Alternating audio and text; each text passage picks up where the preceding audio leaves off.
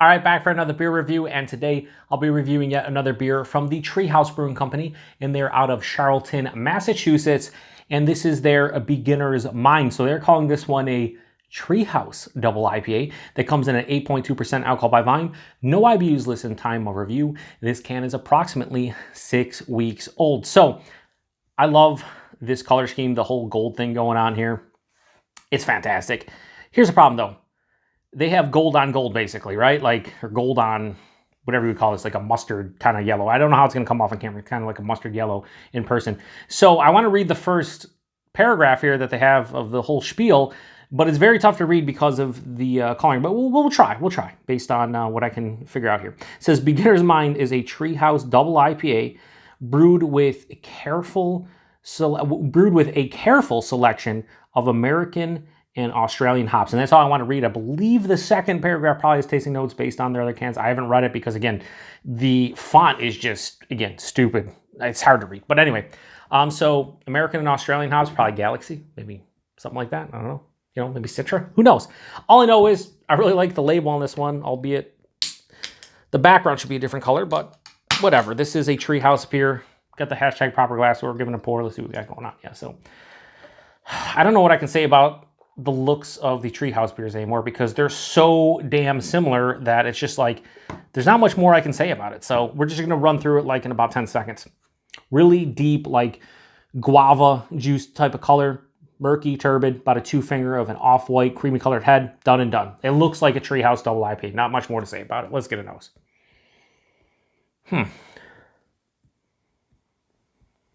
Ooh. So getting big, sweet, sticky pineapple. There's mango, there's peach, there's a lot of tropical fruit here. Ooh, what is that? There's a spiciness. Yeah, there's this nice like hop spice like that I would get from like maybe like old school hop, like maybe like a Centennial or a Columbus or a Summit hop or something like that, you know? Yeah, there's a little bit of a spiciness. Maybe a German, like Saaz or something, you know, but they're probably not using that, but I'm just getting that spiciness that it's akin to those hops. I am getting, so I don't talk about it a lot in reviews. I probably have maybe said maybe 30 or 40% of the reviews so far I've done with Tree House. I'm getting the bubblegum yeast kind of sensation. And for me, it's kind of like a juicy fruit, like a Wrigley juicy fruit kind of bubblegum kind of yeast ester. And that's like underlying, but I notice it in some of their beers, not all of them for me. Man, it smells like it's going to be sweeter. So I'm getting, again, peach, mango, pineapple, big, you know, tropical fruit vibes.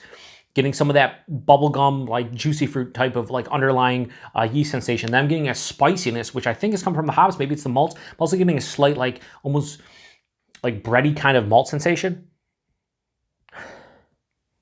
This smells very different than the vast majority of their double IPAs I've had recently.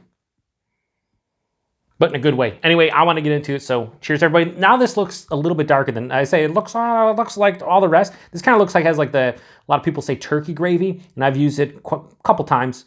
Yeah, that has like a turkey gravy kind of just look to it. But anyway, let's get into it. Cheers everyone.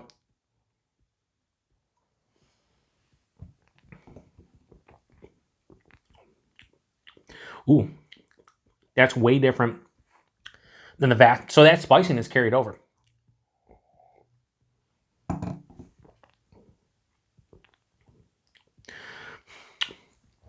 The body on this one's like higher side to medium, approaching lower full. So this is a little bit bigger as far as a body goes from Tree House. A lot of their beers are in the 7.7, 7.8, 8.2, 8.5, 8.6. So usually between like mid-7s and mid-8s typically. And this drinks like it's approaching a triple IPA body standpoint. Mouthfeel is so fucking soft and smooth. And that's not necessarily creamy, but it's so pillowy soft.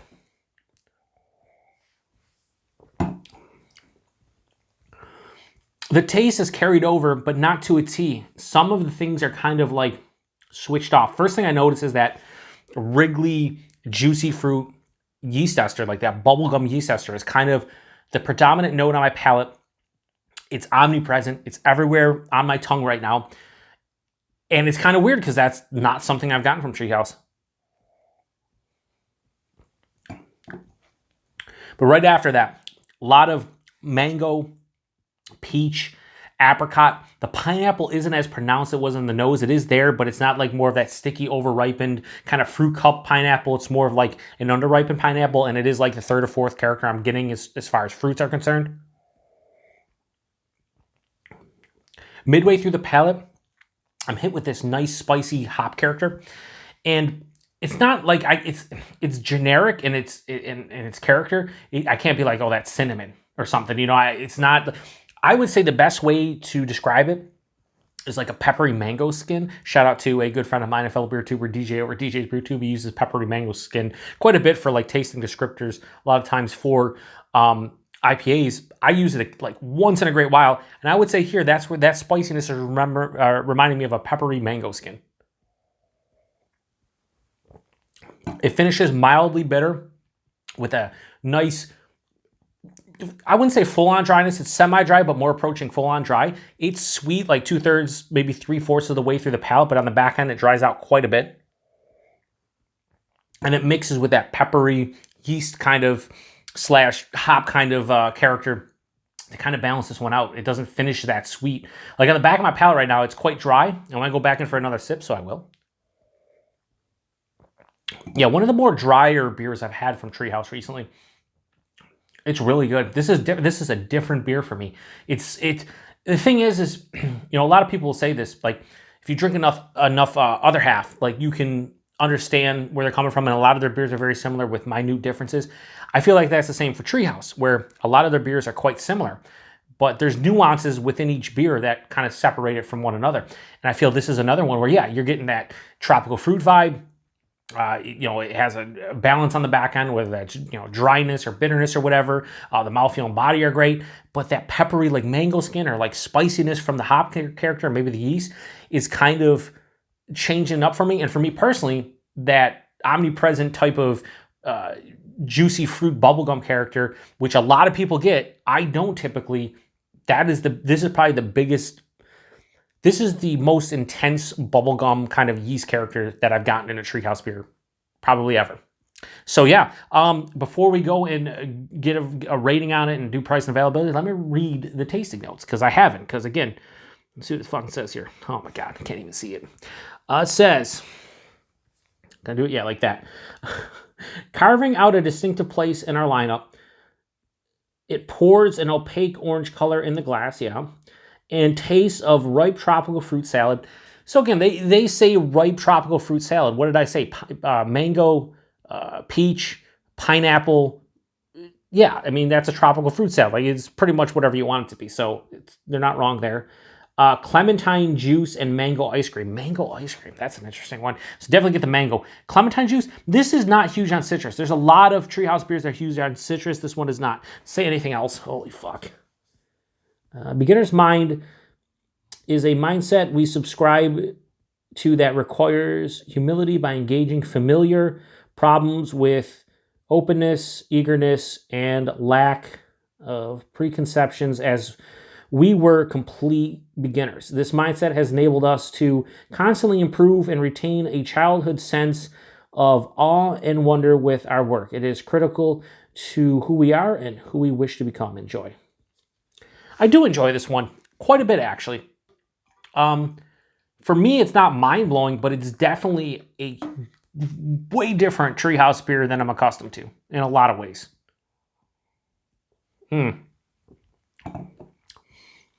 Yeah, it's really good. I'm stuck between two scores, but because of its uniqueness, because that I'm really enjoying it, and it's such a different take on a Tree House beer, I'm going to give this a low 4.5 out of 5. I'm going to go 4.4. I was thinking maybe high 4.25 or low 4.5. I'm going to go low 4.5. So 4.4 out of 5 for beginner's mind from Tree House. It's a really fun, unique, different beer that I've had. And again, you know, if I was drinking this beer 2 years ago or a year and a half ago when I've only had like, you know, 15 or 20 Tree House, I'd be like, whatever. But at this point now, I'm in like the 35 to 40 range of Tree House beers. And I will say that this stands out as being super unique for me as far as a Tree House beer goes in a good way. So 4.4 out of 5, I think, is a fair score. Price and availability. I got this in a mixed case is basically $5 a can if you broke it down. I think that's probably $20 a 4-pack, maybe 22, something of that in that range. Yeah, I'd pay $5 a can all day for that. That's a fun beer. And availability, Tree House, go to one of their locations in Massachusetts or Connecticut, about 4 or 5 of them, and you can grab their stuff. You can order it online, go pick it up at the brewery, very easy to do. I wish Tree House was much easier to get for me. I wish I could just, maybe get a mixed case every couple months and just drink on it, because they do make great fucking beer. They really do. The reason why a lot of people consider them a world-class beer when it comes to hazies is because, yeah, they make a lot of them, but a lot of them are fucking delicious. So, yeah, if you've had this one before, let me know what you think about it. Like I said, 4.4 out of 5, really good beer. Not my favorite of the mixed case that I got recently, but it's definitely up there in terms of uniqueness. Probably the most unique beer, and I'm enjoying it, so I'm going to drink the rest of it. So, appreciate everybody stopping by for another beer review here at the Beer Patrol. Yeah, 8.2%. Again, it's rinse and repeat for me when it comes to a lot of these, 8% double IPAs nowadays. Typically can't taste the alcohol. The only reason I know it's a bigger beer is because of the body of the mouthfeel, and this is another one. No alcohol taste on the palate, nothing into the chest, just a fucking really well-made, delicious beer that I'm going to drink the rest of. So appreciate everybody stopping by. To the next one. Cheers.